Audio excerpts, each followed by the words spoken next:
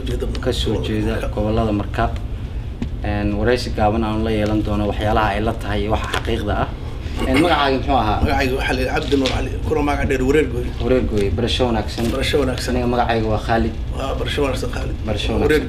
barasho wanaagsan maxay tahay wararka aad ka haysid gobolada dhexe ee marka magaalada marka waxa aan ka hayaa waxa waqtiyo badan bay soo martay magaaladaas waa magaalo ilaa adigu 1500 sano magaalo faceedu uu ka sii weyn yahay hayeeshe waxay soo martay marxalado badan hadaan ugu hormariyay waqtigii gumaysigii Talyaaniga waxa dagaal ku dhexmaray Yamal iyo muxuu ahaa Talyaanigi ayuu dagaal ku dhexmaray 17 sano ayuu hortaagnaa Talyaanigi Yamal uu hortaagnaa Talyaaniga markii dambe wuxuu wareegay xeebaha kale oo Soomaaliya u soo wareegay oo agagaarka Muqdisho ah halkaas uu ka soo degay oo muxuu ahaa oo magaaladii dib ugu qabsaday asagoo Soomaali kale soo wata oo askar intuu ka dhigtay soo adeegsaday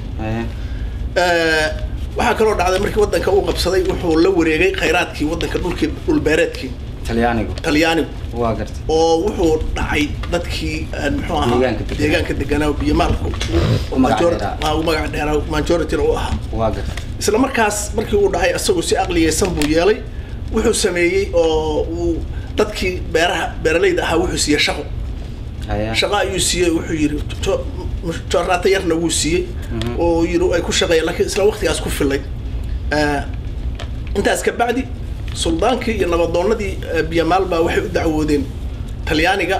waxay yiraahdeen annaka sidaa nama anfacayso dhulkanagi waa in la siiyaa waxay yiraahdeen Talyaanigu wuxuu yiri halkii shilin waxaad ku leedihiin 10 halkii shilin baad ku leedihiin percentage ahaan adinkoo Biyamaal ah waa gartay sidaas ayaa muxuu ahaa iyadoo ku socota ayaa gobonnimadii la qaatay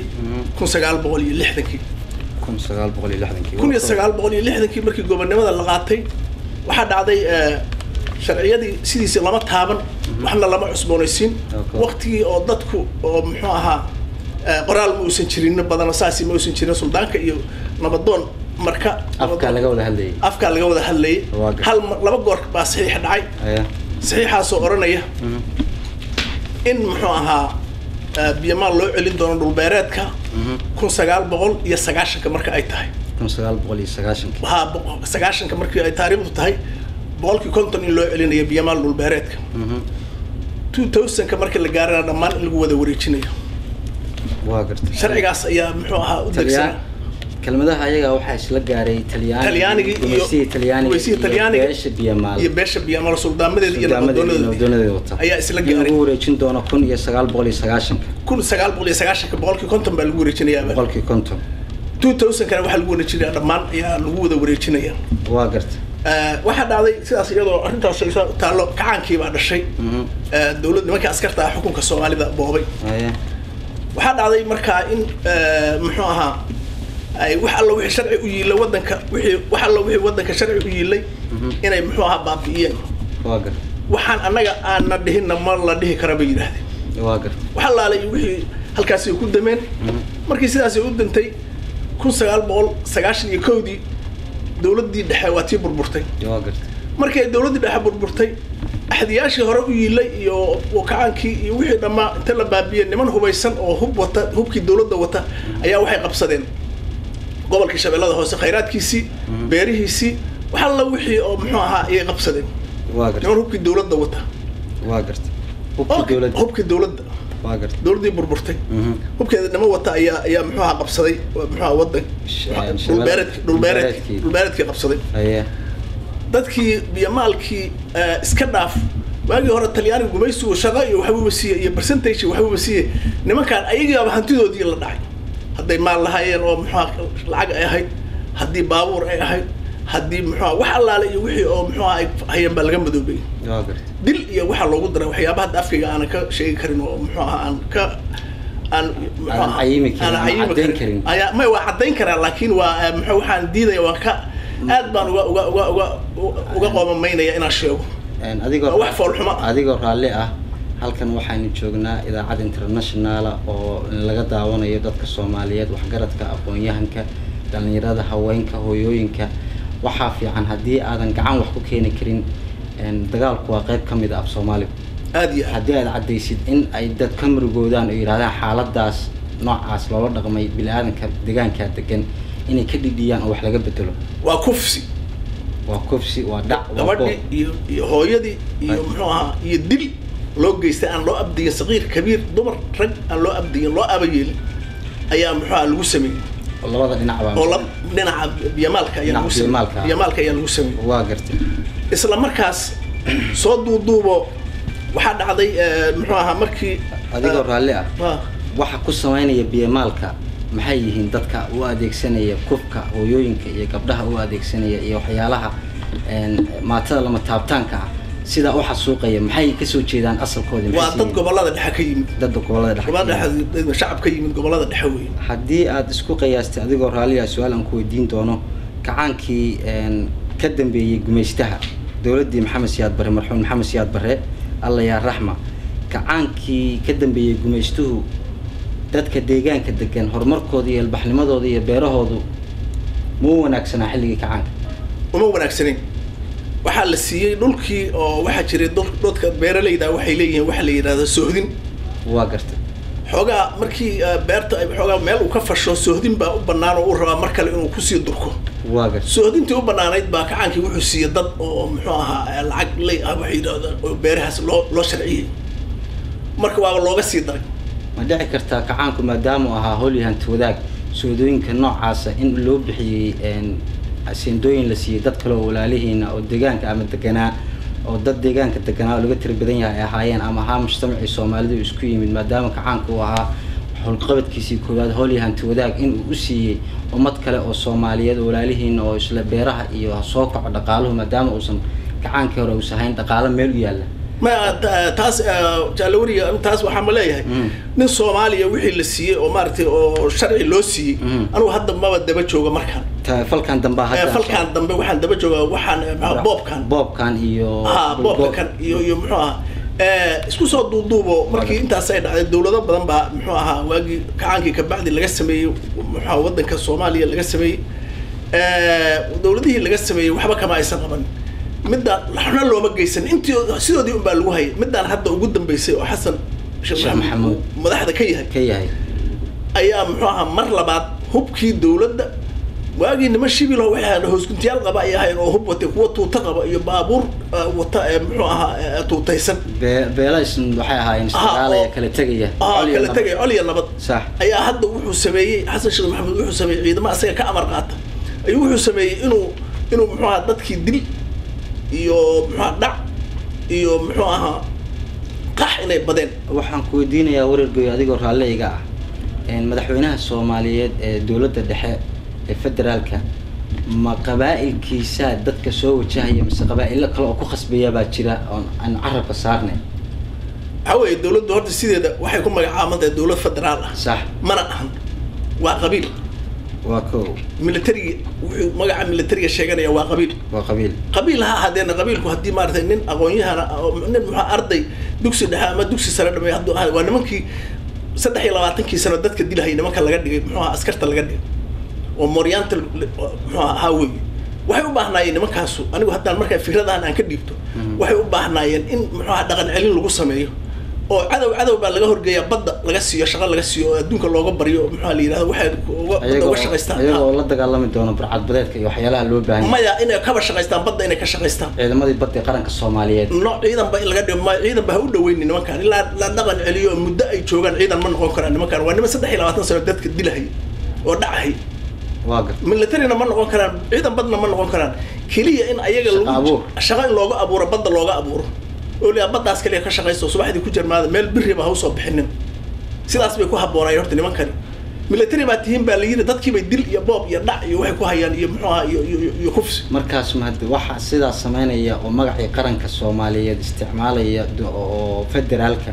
ma beesha madaxweynaha abgaalba mise waa beelo kale oo kamid ah deegaanka koonfurta taga waa kala saar waa waxa la leeyahay wixii asagu muxuu ahaa xaqiisa ka soo jeeda wixii ka soo jeeda way beesha mudulood xaqiisa wax ka soo jeeda ha u kala reebin wax xaqiisa waxa ciidanka wadanka waxa hubkii dawladda qaad wixii hantidii wadanka oo adduunku ku muxuu ahaa ugu macaawinada u siiyay oo ninka dhaawaca iyo agoonta iyo muxuu ahaa barakaca loogu tala galay ay muxuu ahaa muxuu halkaas isaguna uu muxuu NGO u samaystay oo bangiga uu muxuu uga dhacay oo doonayay kuwaana dadkii sii barakicinayaan marka meesha kama jiraan wax nidaam ah oo cadaalad iyo nidaam midna kama jiro meesha wareergoy adigoo raalli ah su'aal baan ku weydiinayaa inaad hanay dhibsan waa anigu waxaan ka soo jeedaa bahda safaxadda waxa weeyaan adigu ereyada aan ku wada hadlayno iyo qiirada ka muuqato waxaad moodaa naftigaaga inaad ku jirtid dagaal afkoosi ah ma waxaad u hadlaysaa sida aad u hubtay deegaanadaas dadka degan mise waxaad u hadlaysaa qayb qiirada ka mid ah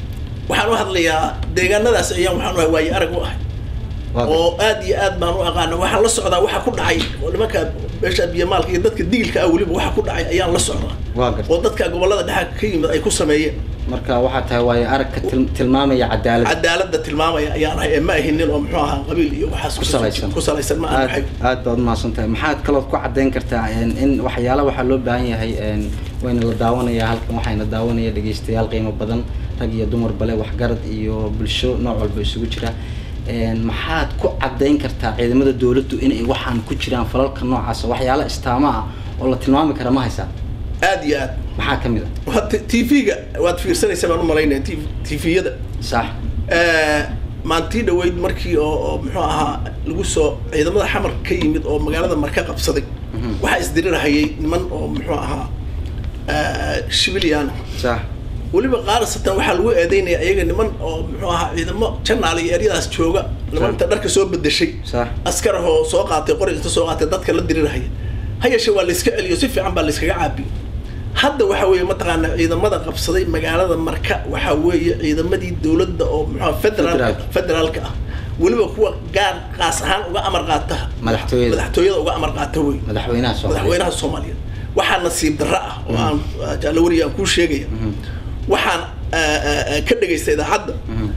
ciidamo beeleed ku dirirahaya ee magaalada marka ayaa ciidamo beeleedkii hore haystay iyo ciidamo beeleed kale ay ka qabsadeen magaalada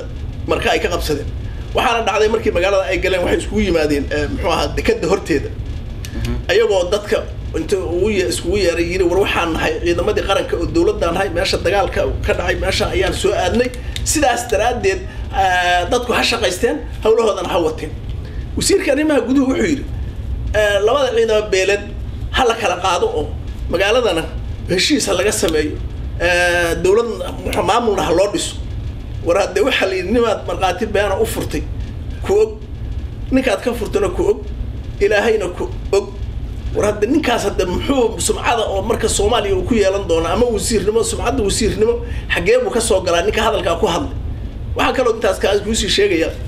asaga iyo laba nin buu wuxuu yiri hayga bedelin sida idaacaduhu ay sheegeen ninka la yiraahdo muxuu Xasan Sheekh Maxamed yani waxyaabaha sidaas oo kale noocaas oo kale taa oo ka baxsan Soomaalinimada iyo Islaamnimada iyo dawladnimada ka baxsan inuu ugu hadlo ayuu meesha ugu hay sidaas daraadeed waxa ka mas'uul arrimahaas xildhibaanada wasiirka sidaas wax yeelay iyo ninka ka dambeeyo saas dhaho waxa aan jirin ku oranaya waxaan xildhibaanada ay taas hawl u taalo ma malayn kartaa adiga oo nin waayo araga oo Soomaaliya da'da ku jira oo qurba jooga in maanta labadeena ku wada kulanay gobol Mareykanka kamid ah waxyaalaha dhacay ama dhacdooyinka dhacay ama waxyaalaha soo socda inaan uga hortagi karno inaga oo is aruurina kuna cadeyna khaladaadka ilayeen sida hadda aan idaacaddan hor fadhino oo kale ma u sii samayn karnaa arrimo khuseeya bulshaweynta qurba joogta ah waxaan sidan ay ahaan jireen inagoo group ah in aad samaysaan waa odayaashii waxgaradka ahaa jiray culuskii dhalinyaradii bulshada lagu ababiyo in khaladaadka jira la tuso aan loo tusin ama aan qofka loo arag wax reer ataagaya ama reer u hadlaya naftigiisu ee uu hadlaya cadaaladdu sida ay tahay sida adigu hadda hadalka u dhigtay oo kale saddex waxyaalood is hortaagaysa intaas waa arrin fiican laakiin saddex waxyaalood is hortaagaya ayaa jira arrintaas midda koowaad waxa weeye Xasan Sheekh Maxamed haddii uu muxuu ahaa cadaalad sameeyo oo nimanka yiraahdo war ka joojiya dadka dhaca oo ka joojiyo oo isbaarooyinka joojiya hadduu yiraahdo wuxuu ka baqayaa asaga inay ku soo jeestaan waa asagii baa gacan gadaal ka baqaysa waa midda koowaad midda labaad nimankan 23 sano dhulka khayraadkiisa iyo beeraha haystay Soomaalidu waxay ku mahmaahdaa baadi xeradaada ku raagta ninka leeyahay wuxuu moodaa inuu xoolihiisa inay ka mid tahay marka waxyaabahan dadkii lahaa ay muxuu ahaa laga dhacay مرة تليان الدعاء مرة أيوة أي دعاء أو لا هايستو وحي مودا وحي أيوة إسكاليين أيوة هايستا لكن ولا حسابتم لكن ولا حسابتم دون وقت اختيار كمدة ولا حسابتم دون eraygaas waxaan moodaa inuu xoogaa hanjabaad u dhacaya laakiin waxay kula tahay Soomaali ahaan cadaalad baa imaan doonta ka wada macnaha cadaalad baa imaan doonta ka wala xisaabtamay cadaalad baa imaan doonta oo mas'uul caadil ayaa imaan doona sax tan saddexaad waxa weeye beesha muxuu ahaa hadda arrimahan ku dhacayaan ilaa Talyaani uu imaanay marka ay ku dhacay ciil ayaa ku meelsimeyn oo haddii aan oran lahaa maxaad u dirteen dagaalku waa habooya dib wuxuu maatadaadii iyo dhiigaagii dhulkaaga loo yiri hadirina ma leeyahay laakiin waxaan oran lahaa oo kaliya ku meelsinta waqti oo waqtiga cadaaladda la sugta maxaad u dirteen aanu afkayga ka soo biximay oo waxa la idinku sameeyay baan xoogaal u ahay oo anigu aan wareer gooyay aan ogahay kaasina wuxuu ahaa mudana wareer gooyay aad baad mahadsan tahay wax kale oo qabto oo aan si faafin karno miyaa jira oo ka qabto wax kale oo hadda waxaan hadalkayga kusoo gunaanadahay waxa jira arrintan kale la mid ah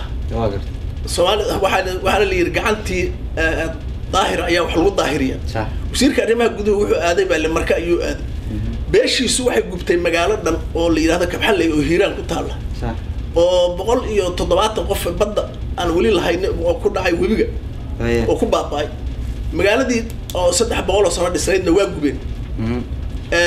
isla markaasna hadda wuxuu wasiirkii arrimaha gudaha weeye wuxuu rabaa inuu cadaalad ka soo sameeyo warba beeshiisu waxay sameysay muusan asagu ogeyn mu marka hore soo daahiriyo bal horta beeshiisu waxay sameysay Hiiraan waxa lagu sameeyay sida aan wararka ku hayno wasiirka arrimaha gudaha beelo badan oo Soomaaliyeed oo ka dacwoonaya way jiraan hadda ka horna waxa isku qabtay arrimihiisa madaxweynaha iyo ra'iisul wasaaraha Soomaaliyeed ma u malaynaysaa in maadaama baarlamaanka la hor keenay xilli dhexdaas ahayd in cadaalad wax dib ugu sameyn doono meesha uu tagay mise waxaan saadaalinaynaa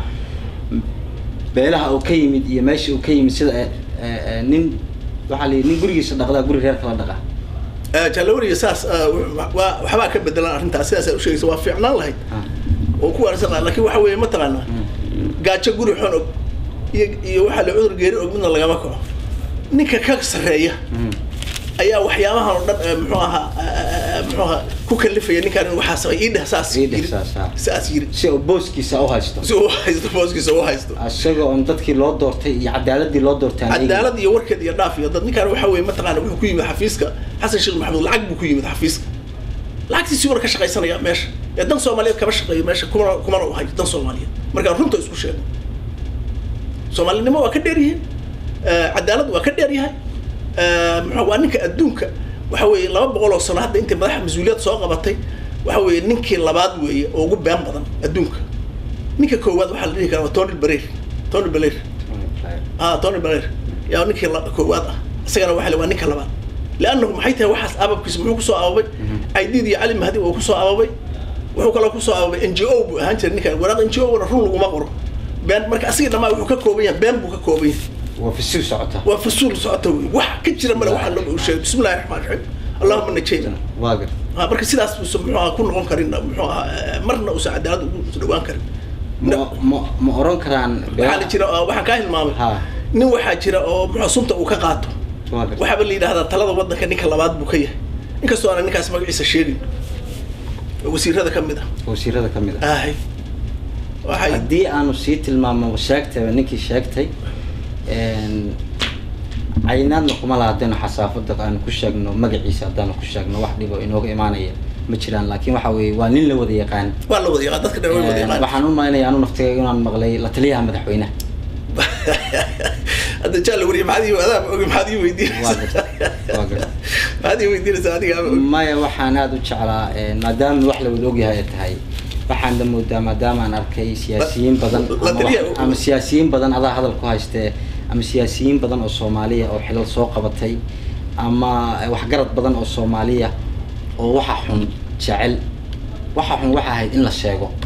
aad laakiin sanadahan dambe waxaan ku jirnaa nin ka shalaaya xukuumaddu soo qabtay waxaan jeclaa waxaan dhageysanayay nin kamid ahaa soo noqday dawladii Shariif laba jaga ka soo qabtay wasiirka gaashaandhigga iyo xubno kale oo kamid ah baarlamaanka ama wasiirada labadaas soo qabtay war laga wareystay xukuumaddiisii hore waxaa kamid ahaa maxaa u dhisi weydeen ciidamadii qaranka dalka Soomaaliyeed waa idaacad waxaa wareysanaysa dawladdii horena laga tagay dawladda xasan sheekh maxamuud baa hadda jirta waa gartay waxa uu idaacaddii ku faafiyey uu yidhi xilligii aan ahaa wasiirka gaashaandhigga waxaan u soo jeediyey caalamka iyo UN-ta waxaan u soo jeediyey in la dhiso ciidankii qaranka Soomaaliyeed la hirgeliyeyna laakiin waxaa hor istaagay dad aan magacyadooda aan sheegi karin nabar jira ma daaweynaysaa carruurta iyo dumarka inay sugayaan iyo odayaasha iyo hooyooyinka iyo iyooyinkuna waxaas wax daaweyn karaa ma yihiin haddaan qofka la taaban karin magaciisa waa maya ma daaweyn karaan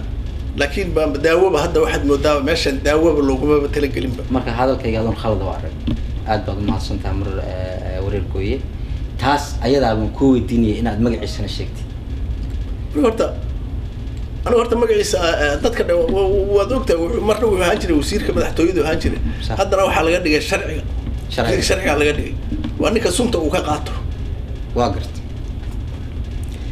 magaciisa waanu ka leexleexanay laakiin si waxaad moodaa qaab dad badan aan u sheegnay inagoo sheegnayba adaaba sheegay waa war dhamaaday wey adigaaba iga horreysay war dhamaaday wey maxaad kaloo aad hadda sii tabanaysaa والله waxaan tabanaya waxaan u tacsiinaya horta ummadda meesha ku dhimatay oo qoysaska ay ka dhinteen waan ku tacsiinaya ummadda Soomaaliyeed oo dhimanaysa oo muxuu ahaa meeshaas ku laaanaysana waan aad baan uga xumahay aqal xumada muxuu ahaa isku dilahayaan oo muxuu ahaa dawladdii mas'uulka ahayd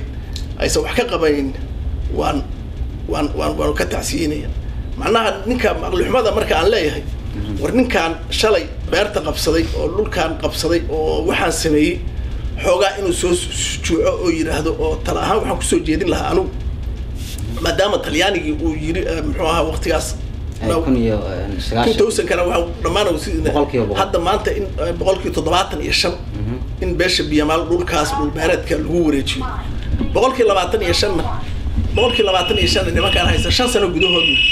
inay muxuu ahaa uga oo ku wareejiyaan dhamaan in lagu wada wareejiyo aniga sidaas waa ila haboon oo muxuu ahaa talahaan aan ku soo jeedinaya oo arrinkaas wuxuu noqonayaa beeshii biyamaal dhulkii iyo deegaanka in laga qaaday laga dhigay qowmiyadan Soomaali ahayn qowmiyadan Soomaali ahayn bay hadda marka ay la mid yihiin oo xasan sheekh maxamuud kaga dhigay asagoo u adeegsanaya qarankii magaca waa sii kordhiya asagoo sii kobciyo hore u jirta laakiin asagoo waa sii barari si fiican u sii barari aad baad maasan tahay beelahaasna Allah ka dulqaado insha Allah sida aad sheegtay oo kale barasho wanaagsan idaacadda kula insha Allah way isku soo noqon doonaa ilaahay raallikan oo assalaamu calaykum warahmatullahi wabarakatuh idaacaddaasuna waxa ahayd Somali Voice TV السلام عليكم.